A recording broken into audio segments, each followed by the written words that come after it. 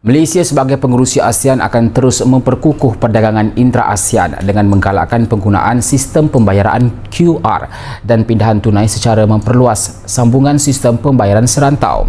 Perdana Menteri Datuk Seri Anwar Ibrahim berkata antara kelemahan utama ASEAN ketika ini ialah tumpuan yang masih rendah terhadap perdagangan dan pelaburan antara negara anggota, dan perkara itu menjadi keutamaan Malaysia semasa mempengerusikan ASEAN tahun ini.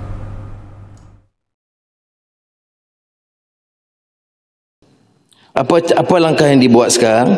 Kita gunakan QR payment dan cash transfers. Malaysia, Indonesia, Thailand, Singapura, Kemboja.